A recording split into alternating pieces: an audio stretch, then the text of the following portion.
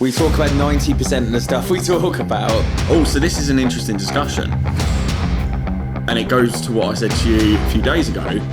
We're not bad people, so why do we hide a little bit of our personalities? Welcome to episode 3 of Overstimulated. I'm Kieran. I'm Adam. Let's see what shit questions we can come up with. Go on then. I went first last time. All right, let's go. I love it. Well, that was money well spent. Woo! That's good. Technical glitch. Brilliant. Did I write it or did you? You.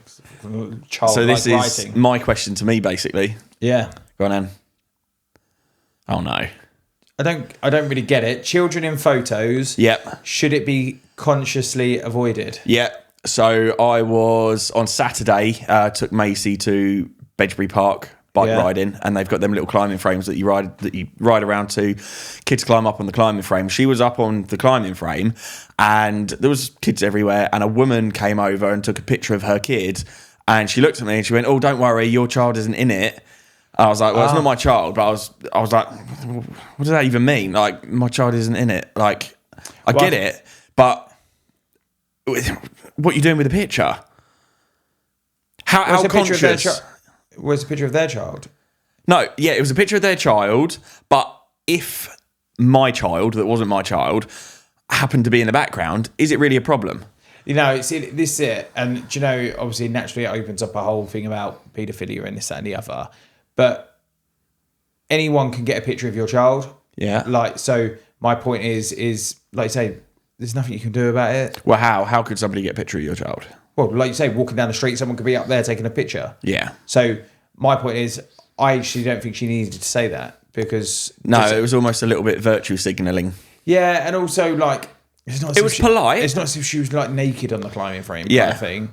And, yeah, I think it gets a bit excessive because I see sometimes, and I don't know the reason behind it, where people upload pictures on Facebook or whatever and put like an emoji over their child's face. And Mate, I've seen worse. And I'm like, why are you doing that? I was scrolling through Facebook the other day, You might as well not upload the picture. And a woman uploaded a picture of her kid in the fucking bath. Like, no emojis, just like fucking tackle out.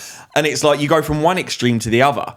Yeah, but then I suppose with that, like I've probably done maybe with my nieces and nephews kind of thing, uploaded pictures like that, and I probably wouldn't now because there are a lot of weirdos out there. But Wait, also, let's clarify. When you say you've uploaded pictures like what? Naked in the bath? Yeah. But I mean, I have put pictures over parts because emojis or whatever, just because I think it's respectful for my sisters because it's not my child. But if I was to have my own child, I would still upload them. But you can do that thing on Facebook now with like close friends. Yeah. So you would only put like those 20 people, like your family on there. So it doesn't really matter. But coming from then saying that, I suppose you've gone through the effort of doing that. You might as well just put an emoji over the private parts. Yeah, but coming from a position of someone who doesn't understand, i.e. me and you, let's say that there was... This woman took a picture of her kid and there was another kid in the background. So, what's going on? I don't know what... let's say a paedophile gets hold of that picture. What's he doing with it? Well, exactly. And this is it. Like, again, it's really easy for me to say this because I don't have children. We're so underqualified for this. Yeah, every subject in there we've got no qualifications for. Like you say... and again, this sounds really horrible, but out of sight, out of mind kind of thing. If he is doing something weird with it, obviously you don't want to think about that kind of stuff, or she doing weird things about it. Right, let's just put it on the table. When you say doing weird, you mean he's going to look at a picture of your kid and have a wank? Yeah. Right. Or even with AI, take the clothes off the child kind of thing. Is it a fact, or sorry, is it a possibility that paedophile might have a fascination with your particular kid? So... Yeah. Oh, I don't really know. It's weird. Starts following you to the park to. Well, no. See, this is the point of your kid. I'm gonna let's just make up names. The woman who took this picture, let's say her name was Sarah, and he's following her on Facebook and fancies her kid. she's going to put that picture on Facebook anyway. And So what you're saying is to save a trip to the park, just go on her Facebook. Yeah. Yeah, but people have private Facebooks. But let's say there was a random kid in the background of this photo, said paedophile who's friends with Sarah on Facebook, doesn't know who that kid is in the background. So... Yeah, I think it's all a bit pointless in my opinion. Yeah. I think restrict as much access as possible, but you can't go around there with like a blanket in front of your child, like in the play park, stopping people taking a picture of your child. I've got another possibility that I didn't consider, is that maybe she was insinuating, or maybe she was insinuating that she wasn't the paedophile. But you were. Possibly. She could insinuate that. But maybe she was insinuating that, don't worry, I wasn't taking a picture of your kid in the background, thinking that she might be thinking that I'm thinking she's the paedophile. Yeah, that's exactly what I think she thought. Okay. She didn't look like a nonce. Yeah, but you don't know.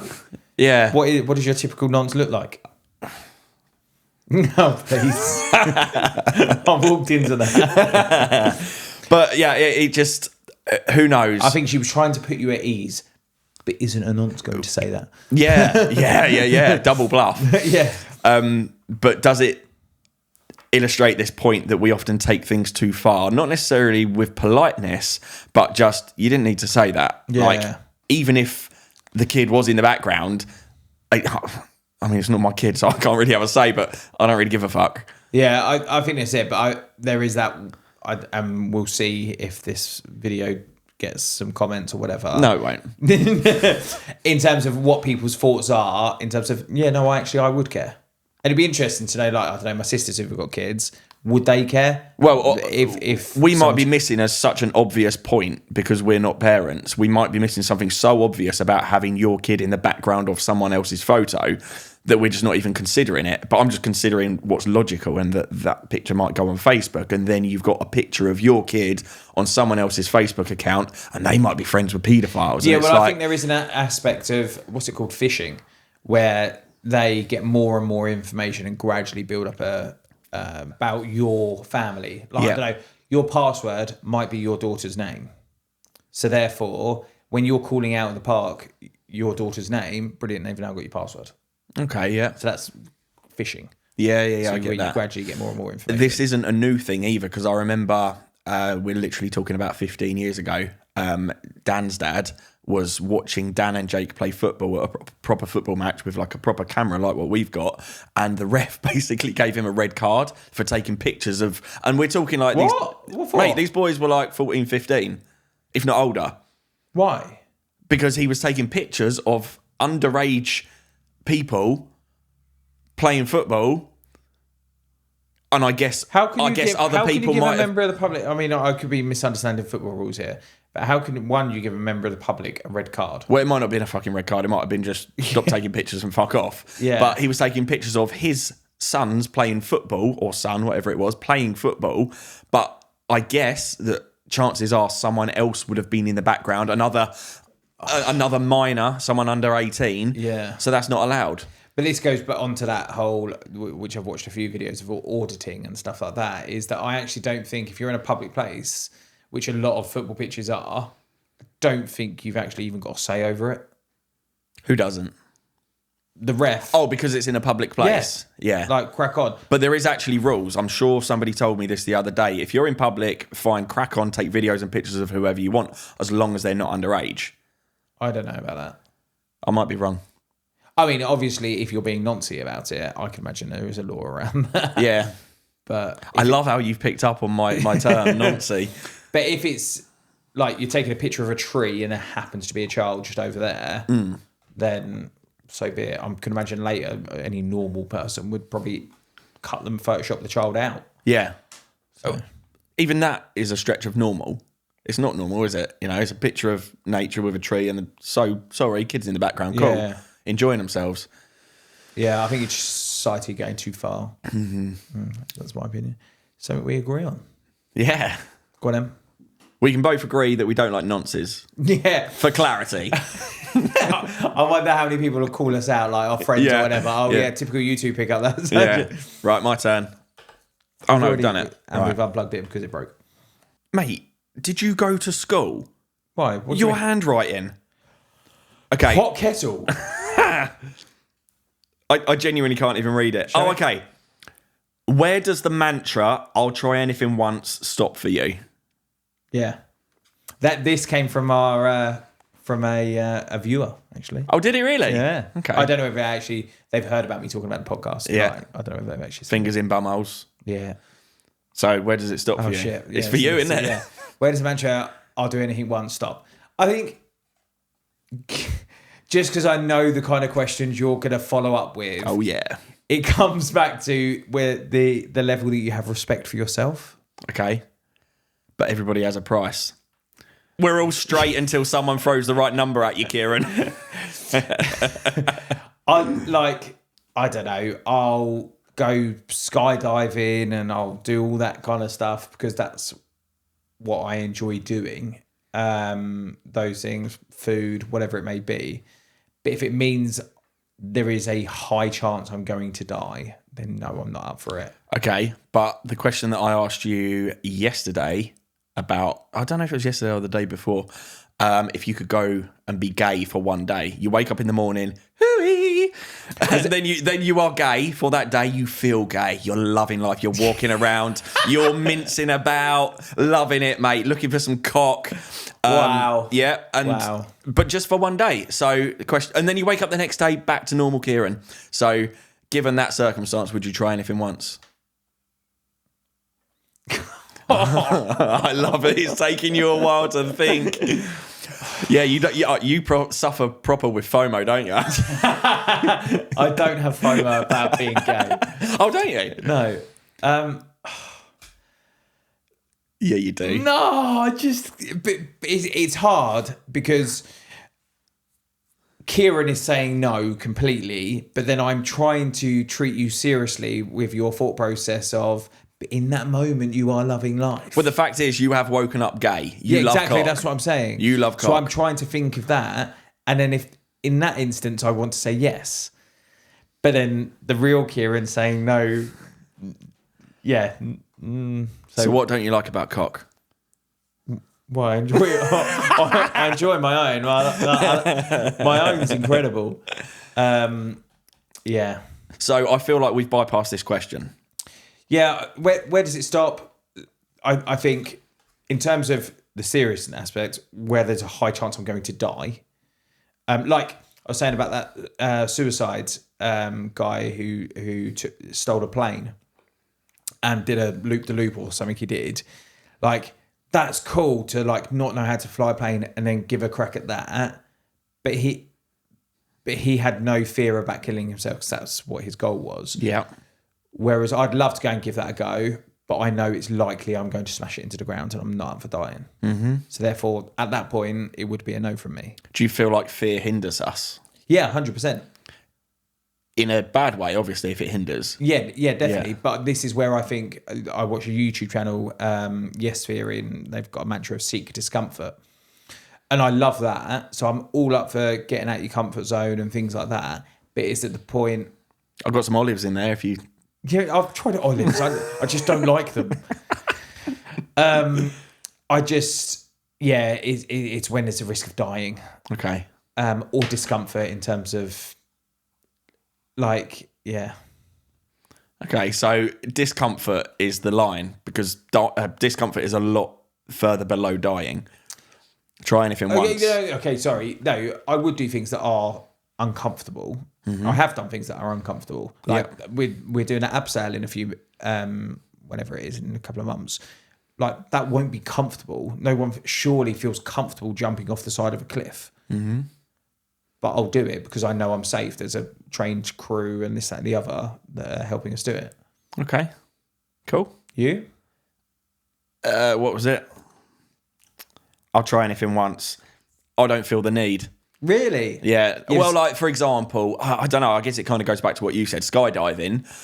I'm like, I don't know. I'm kind of past that. Right. I don't know. I'm 35, but I feel like skydiving. Am I scared? Maybe. But then I feel like there is an element of fear in everybody who skydives. Like, that's natural. But do I want to feel that feeling of absolute anxiety running through my body for 30 seconds as I fall through the sky. I don't know. Do you not get the adrenaline from that though? The adrenaline comes after. And the fear of missing out? No. I don't Really? No, I don't get the FOMO. So someone challenged me quite a lot on that, on that I am very much have to, you know what I'm like in terms of fear of missing out. Why I have to insist on doing everything. And I just feel like I don't want to be on my deathbed and think, I regret not doing that. Yeah, but it's... I know what you mean about the deathbed thing and the bucket list thing, but some things are completely unimportant. But how do you know it's unimportant until you've done it? Well, I get that, but what are the chances of you jumping out of an aeroplane with a parachute on your back, landing and going, oh my God, I found my calling in life? Yeah, that could be like an epiphany for you. What? Like As your life flashes before your eyes and you realise, fuck, I've done fuck all with my life. It's been meaningless. Like you said the other day on episode 2, about like wearing no shoes and going and live on a beach somewhere and stuff like that. That could be your moment. Think, actually, what on earth am I doing this all for? Let's go and do that. When you realise the big wide world out there, or whatever it may be. Yeah. I'm not skydiving. Okay. I know you keep trying to push this. Pussy. I'll go skydiving if you have an olive. Deal. Right, go on then. It's going to be another one that you can't really understand. I only wrote them in my hieroglyphics so that I can understand them, and then we changed the rules that you were going to be reading my questions. Yeah, this is very like abbreviated. DS baby, keeping it. Yeah. So if you found out that you were going to be a dad, but the baby had Down syndrome, would you keep it? Yes, 100%. 100%. Yeah, wouldn't be. I mean, it would be interesting to hear Anna's thoughts. I think she'd probably be the same. But yeah, 100%. Because I think, not that that's my calling, like we were just talking about, but that's what I've been served. Mm-hmm. And actually, I can imagine that really rounds you as a parent about what's important in life and about, it doesn't matter what disability they've got, what colour hair they've got, what skin colour they are. Yeah.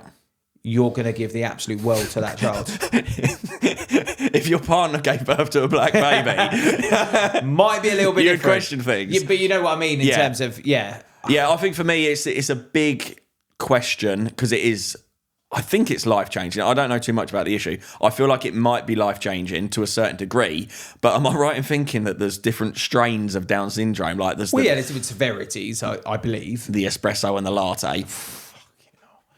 I don't know whether it's quite anyone has ever used that analogy before, comparing different strengths, isn't it? Yeah, so I think there is, and I do. An old school friend of mine had a little brother that had Down syndrome, and I know there was lots of things that they had to navigate to be able to look after that child. Yeah. But I do also, so it is life-changing. I think even if it's like, let's call it the minimal strain, I guess it affects your life to a certain degree. Yeah. But then if you've got an extreme strain, it's kind of like, okay, this child needs full-time care. And as an adult, they need full-time care. Like, I don't it goes back to, what's her name? Katie Price once said about, because isn't Harvey in full-time care or whatever? She did a documentary about trying to find him a place for him to go into care because she couldn't provide the life that he needed. Okay. But that doesn't mean that she loves him any less. If anything, not at all. If anything, by doing that, I mean, it's heartbreaking, I can imagine, but doing that shows that you care even more. Yeah. That you're willing to sacrifice your own happiness because you're getting happiness off of that child. You're not giving away the child, but you're not living with that child and providing every day because you think it's better they have professional help. Yeah, and I wonder if it actually strengthens the love between parent and child if the child has a disability. Yeah, because I think when you visit and when you take that child out for days or whatever it may be, you're doing the good, fun stuff rather than the... No, I just mean in general. Like if you give birth to a disabled child, do you feel like you may love that child, not love more, but you would care for it more than a sibling that it had that didn't have any disabilities. I don't know. Yeah. But it's kind of that element of, I don't know. I don't know if I'll get cancelled for this, but you feel sorrier for it. Sorrier. Yeah. You feel more sorry for it. So you're like, Yeah. In a weird way, I have that feeling towards animals in that I almost care more for animals than I do for humans, because you look at animals and they can't communicate with you how they feel, and you just want to love on them. And would it be like that with a disabled kid? I think you would get a lot more joy from the little things. Like, I mean, there's these memes and TikToks and this, that, and the other about like when a child comes like, Daddy, look at this. And they like jump and do something really trivial. But actually, perhaps someone that's got life-limiting illnesses or whatever it may be, when they do those things, because it's so much more of a bigger achievement that you're like, you get more joy out of the smaller things. Yeah. Because you know how much that small thing is a big thing for that child. Okay. So would you rather be a parent to a Down syndrome or a dwarf? I don't think it really matters, because you're just... No, you have to pick. No, you don't. Yes, you do. Kieran, someone's got a gun to your head. Someone's got a gun. It's Quick. Just, oh my God, it's a ridiculous question. Quick, or it's just going to be born as mush. It's just going to come out as just, Quick. Down syndrome. Ooh. So you don't like dwarfs? No, I never said that. I never said that. You're going to like snip that bit out and take it completely out of context. We'll have the Hitler snippet with the dwarf snippet. You're just doing this to paint me as a really bad person. Yeah, I'm going to create 1 hour-long podcast of just you saying stuff. Yeah, I don't feel it needs explanation. You forced me to do it. Well, okay, no, that's interesting. I feel like there is a bit of information needed. No, because I feel like dwarfs are mentally all there, aren't they? I think so. Whereas Down syndromes aren't, correct? I believe so. Okay, so you would, as a parent, rather deal with a mental disability than a physical one. Just think, if you bought a car seat for a dwarf, you would never have to not use that car seat. Add some of the questions you're coming out with, mate, or the statements. You're killing me.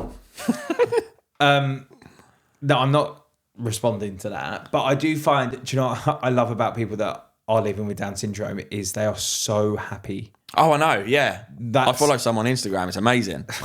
God. What? Whereas, like you say, people with dwarfism, they're actually just shorter people. Yeah. Would you rather be tall or short? Would you rather be Dan height, like 3 meters, or dwarf, like 0.8? Isn't that a bit short for him? 3 meters. That's 3.5. I think both have their problems. I mean, doesn't Dan have to have a special car that he has to get in? He can't have a roof. This will be a test to see whether he actually watches our podcast. Yeah. I think I'd rather be tall. Oh, really? Yeah. Oh, I think it'd be amazing to be short. Wow. I'd love to be a dwarf for a week.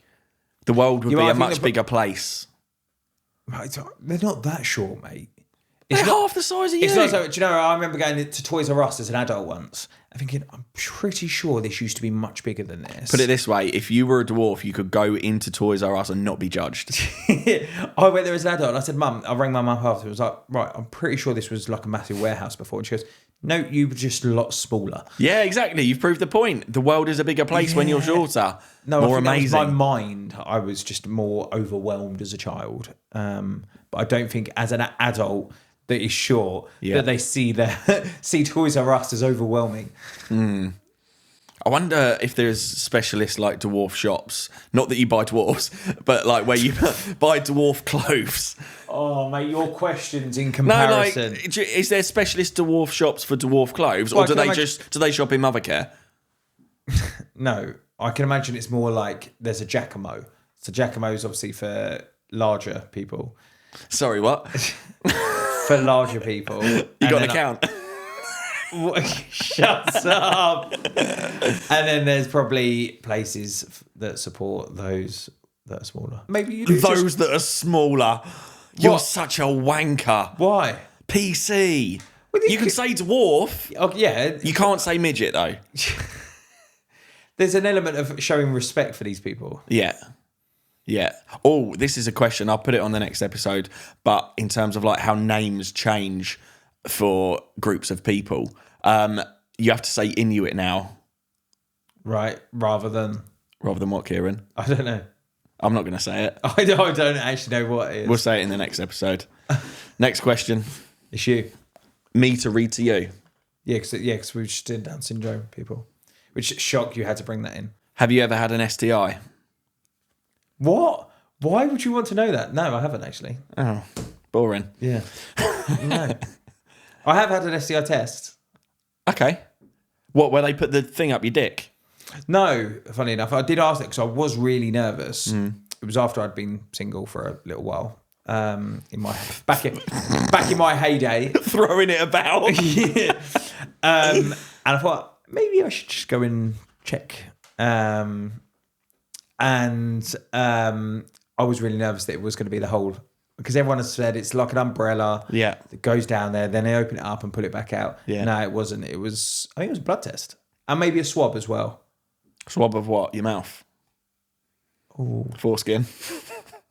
No, I think it was just my mouth. Maybe I might have made that up. It was definitely a blood test, Okay. but I don't know. Your You? turn. Yeah, I have. What, had an STI? Yeah. Yeah. So Chlamydia. Did you get a test because you thought you had chlamydia, or did you get a test for another reason and then you realised you had that? No, someone told me I had it, as in like some bloke said, you've slept with so-and-so. I gave her chlamydia. I was like, high five, bro. Thank you for letting me know. So how did the guy? Did he also sleep with her and get chlamydia? He must have got it from her. So you gave a guy chlamydia? No. It's the other way round. She gave it to him, and then she he gave it slept to with me. you. Yeah, he slept with me. I can't remember the circumstances in too much detail, but I can't even remember what sort of test it was. I feel like it was a wee in a cup. And then, Oh yeah, maybe I did that. oh mate, I swear to God, it was the best night's sleep I've ever had. So the doctor sends you a pill, or I can't remember, sends you a pill, pick a pill up, whatever. Took the pill at like 6 p.m. By 8, I was like, fuck, I was wafty, mate. Yeah. 8 o'clock, laid in bed, and like I didn't wake up till like 10 o'clock the next day. Is that a side effect then?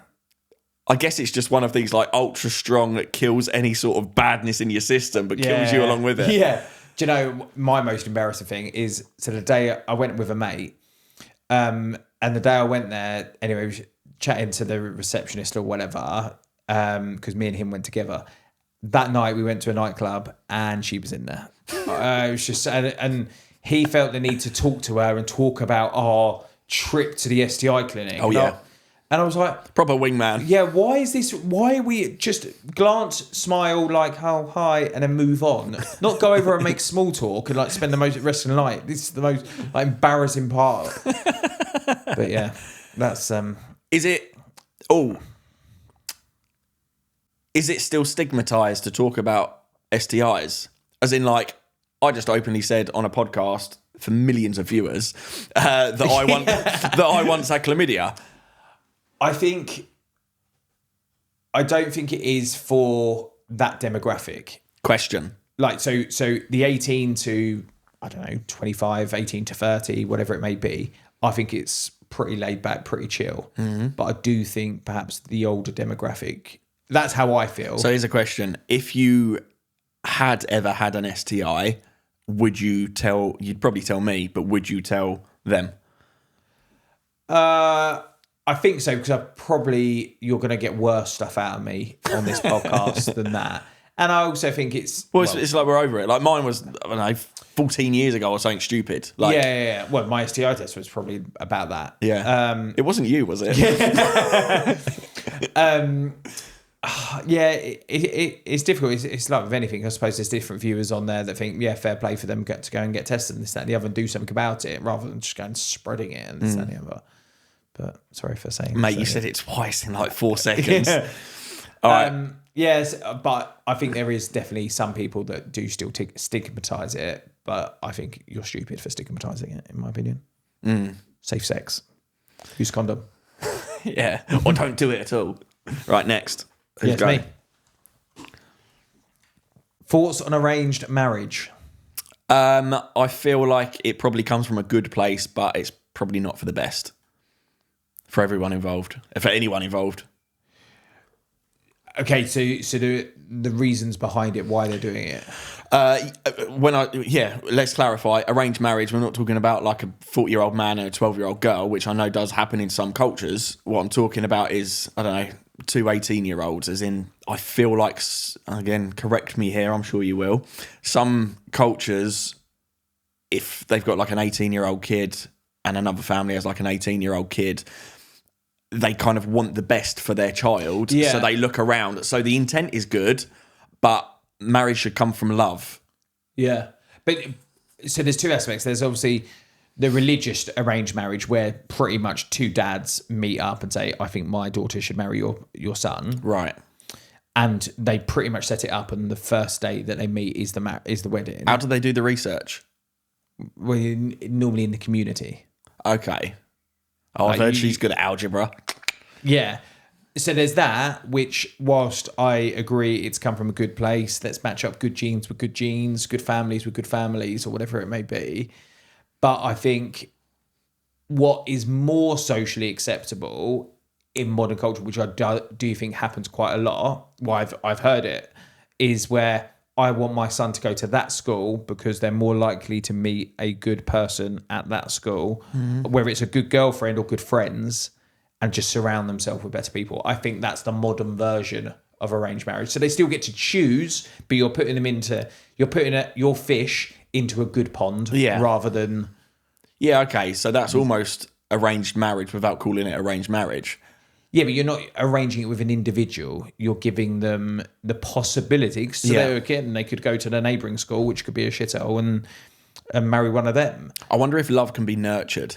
So let's say there is an arranged marriage. Two families get together and go, all right, yeah, my 18-year-old, she's good for your 18-year-old. Let's get involved. Let's make it happen. Yeah. And, you know, they probably get on. We're talking about the 18-year-olds, the hypothetical 18-year-olds here. Yeah. They might get on, but I wonder if they spend so much time together that they grow to love each other. Yeah, 100%. I'm pretty sure one of my consultants was married to someone that they were arranged to marry. And yeah, 100%. Like, they've got two kids together. She says she completely loves him. It was a very weird concept because obviously it's modern day arranged marriage. And I was able to talk to her quite freely. And actually, I think a guy I met in Qatar was the same. And yeah, like you say, you grow to love that person. I think that's the concept behind it, is that they've been set up to be good people, like from a good family and good genes, well educated, maybe you've got a good job, and then you're put together, now love each other. Mm-hmm. Okay. But whether I agree with it or not, I think I might agree with the pool, as in, like, if you put your child into good circles, you give them a better chance of meeting a good person. yeah. Whereas if you leave it to their free will, obviously you get like some teenage girls who just want to go for a bad boy. Yeah. Like, yeah, you can't help who you fall in love with, like, on that spot sort of thing. But you could go and put them into like a private school. What's that Netflix? Saltburn? Saltburn. Yeah. Put them into school and you've got those two brothers. Yep. Yep. Which brother would you want your daughter to be with? Yeah, I know what you mean. Because they're well educated, went to private schools and this, that, and the other. So you can still get bad eggs. Well, yeah, no, this is it. I feel like you've used private school as like a good thing, but I feel like it's probably equal amounts of good and bad between private school and public schools. Well, yeah, exactly. So what's good? I suppose it's different people's perception as to what's good. Yeah. Okay. So there we go. So what's the answer then? What was the question again? If you could get rid of arranged marriage as a whole or keep it as a whole? Proper arranged marriage, I would get rid of. You're talking about religious? Yeah. Okay. Yeah, where it's like this person with that person. Yeah. Because I think, like you say, you should... Yeah. It goes back to free will, I suppose, where you should make your own decisions. You're an adult now. Why do you need your dad to decide? Yeah. And also the fact that the son, the other, has to pay for you as well. Does he? Yeah, in religion. Yeah, a lot of religions, they pay a fee for you. Wait, so I thought you meant pay for the fucking wedding. No. You mean he's buying you off the dad? No, it's not seen as that. Oh, okay. So they've blurred the lines a little bit, it's right? not seen as that. You bung me a brown envelope. It's not seen as that. It's showing that you can afford to look after their daughter. Just pay for the wedding. You know, don't bung me 30 grand. Yeah. It's shown as like yeah. an Because I feel like cancel I don't know me. what religion that is, but yeah. Yeah, cancel me. But I feel like some cultures as well. I feel like there are them arranged marriages where it's a 30, 40-year-old and a 12-year-old. Yeah, naturally that's wrong. Yeah, obviously that's wrong. Why is that allowed? Why the fuck are we in the 21st century and this is happening? Yeah, but this is because different cultures think it's okay. I get that. Different cultures think this is okay, but this goes back to, you know, obviously you said something yesterday about religion. You're not a religious person, but there's certain aspects of religion which are good, which I agree with. But as a whole, is religion good or bad? If you get rid of religion, keep it. What do we do here? I think it's the beliefs. I like the extremes, by the way. I like everyone's got to be religious, or we get rid of religion altogether. Pick one. I think religion is good. 75% or 80% of it is all about kindness, belief, supporting the community, and this, that, and the other. Some people, I'm really conscious of saying that now. I'm going to throw this cup at you. You do it again. But I do think that some religions do have some silly little things that... Every religion has a stupid little thing built into it, doesn't it, really? Go on, then, tell me some of them. Oh, no, I'm on the spot now. Well, what's the one where you got to blow yourself up? That's not a religion. Okay, that's extremism. Yes. Which is in every religion. Yeah. Yeah. Yeah, well, I mean... So my point proven. Well, yeah, I guess so. Yeah, but that's not the religion itself. It's people's interpretation of religion. Mm-hmm. Yeah, no, I feel like you're right. Like, of course I'm right. 70% of religion is good. Yeah. I don't mean 70% of all the religions. I mean, as a general rule, 70% of religion is good because you can take good morals, good stories from each religion, whether it's the Quran, the Bible, whatever it might be. You can take good thought processes from it. But then you get the extremists. From every religion, you get these extremists. So it's like, we'll get rid of the religions and we'll get rid of the extremists. But you know, when I went to Qatar, I learned a lot about, in the West, we mix up religion with culture. Mm-hmm. Like, for example, Islam, you associate all of that with, say, terrorism or whatever it may be. So therefore, you're misinterpreting it with extremism. But then also, you'll have some that wear a burqa a certain way and some that wear it another way. Yeah, that's not Islam. That's not Muslims. That's, say, for example, a Qatari Muslim will wear it one way. So that's Qatar culture, and then a Saudi Muslim will wear it a different way. Okay, but that's again the interpretation of Islam and how fashioned to a degree of what it should be looked at. Well, it's a mix then of cultures and religions. Yeah, yeah, exactly. And then like the misunderstanding of having in Islam where you can have 4 wives, that's completely misinterpreted. Apparently, it doesn't really happen anymore because you can't afford to.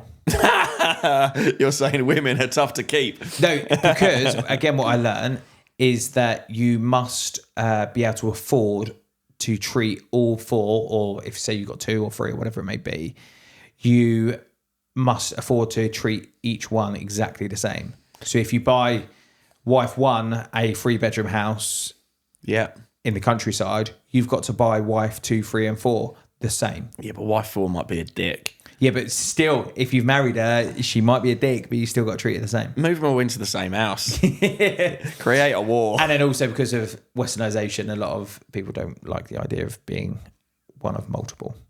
Okay. So yeah. Next question. We've digressed. What don't you like about me? What don't I like about you? Genuinely, what don't you like about me? I think I told you this actually. You're fiercely, annoyingly independent, which makes you selfish? Fiercely, annoyingly independent, which makes me selfish. Yeah. In that I don't want any help from anybody. Like now, for example, we're in the middle of a podcast or whatever. If you wanted a drink, this is obviously an extreme example, you'd forget about the fact that we're 40 minutes into a podcast and crack on and go and get a drink. Mm-hmm. Probably wouldn't even ask me. Or like, yeah, just silly little things like that. Okay. So what you're saying is I think that maybe reflects on I will sort myself out and I don't expect anything from you. Yeah. But in the same respect, I'm a bit selfish in the way that I'll sort myself out. I'm not going to ask you if you want a drink. Yeah, exactly. I'll fucking knock you out. Or those kind of things is you do you, which is it's a good trait in one hand because you don't need anyone. You just, like you say, sort yourself out, and you're not like, say, on holiday, for example. If we all want to do this, you'll be like, okay, cool. You go do that. I'm going to go do this. But then for some people, like me in particular, it's not about the activity itself. For me, the most important is being together. That's a bit selfish. Well, yeah, I guess so. But then again, obviously, naturally, I'm going to defend myself when being called selfish, is that my point then would be, right, okay, let's come to an agreement that we can all go and do the same activity so we can be together, and I will then compromise. Mm-hmm. Whereas I think for you, well, no, I'm going to go and do this. That's what I want to do. You crack on, you do whatever you want. Well, I'm sorry I'm selfish, mate. Yeah. I hope we can get over this hurdle of our friendship. Well, then, what don't you like about me before we have a scrap? You're ginger. Yeah, see, we've had this conversation before. You always cop out. Come on, dig me out. What don't I like about you? I can't think of anything. What? Because I'm perfect. Oh no, okay. So you're a bit you're a bit shit with like timings and like organising and. Who was waiting at the gate? Yeah, because I was rushing about. It was my mum's birthday. Yeah, I was waiting at the gate to be let in. I was on time. So that's not valid. Next. Okay. All right, well, where's my fucking list? So what you're saying is I'm perfect. That's all I'm hearing right now. All right, okay. No, it's not even what I don't like about you. It's that if I had to pick out an imperfection in you, my flaw that I see in you is how come you can focus all your energy, money, and time, well, not all of it, but most of it, into business, but you can't come to the gym for a half an hour workout. Yeah. Your body is what keeps you fit and prolongs your life. So, genuine question, why can't you? Because it doesn't excite me. But the thought of prolonged life would. Yes. Yeah, because again, it goes back to that fear of missing out 100%. But I think there is I think for me, and do you know, I dig my dad out for this, is I don't see myself in a really unhealthy state. I don't know. I don't know what you're alluding to there, mate. Yeah. There are obviously much more unhealthy people. Yeah. But I feel like you and me are both at that age now, 35, what are you, 33? 32. 35, where for another month. You have to start looking after your body and yourself and get moving. Because it becomes harder after that. Yeah, 100%. I did say to Anna, actually, and I am appreciating the pressure you are putting on me about the gym, if I'm honest, is that after the last ski holiday, I did say to Anna, if I'm not back in the gym, if I entered the gym within a month, have a go at me. And here I am. I've been to the gym once since skiing. Well, I'm going to hold you accountable from now on. Yeah. You're coming to the gym with me at least twice a week. Yeah. Gym, not sauna. Gym. Yeah, see, I'll at least make it to the establishment. Well, that's good because we've got Tai Chi tonight. Tai Chi, what's that? Yeah, but I don't want to. It's got to be Kieran's workouts, has it? An increased paced walk. I feel I need to edge myself into it. I was just going to kill myself. It's just not enjoyable. Mate, Tai Chi, you stood on the spot going like robot, like karate shit. Right, and you're doing that tonight. Mm-hmm. Yeah. Next question. Oh, this is interesting. Oh no. Get your phone out. What was the last thing you Googled? Oh shit. Oh my god. What? Oh my god, it's still on the page. Conor McGregor Hasbulla. When he says, I'd love to punt that little gimp Hasbulla over a goalpost. Why? I don't know. I know why. I was sharing dwarf memes with someone. I was sharing dwarf memes with someone on Instagram, and I can't remember what. But yeah, mate. I'll have to punt that little gimp Hasbulla over a goalpost. That's it. Yeah, that is it. That concludes episode number 3. Look at that, 45 minutes, perfect. Yeah. 3, 2, 1. Oh, so embarrassing.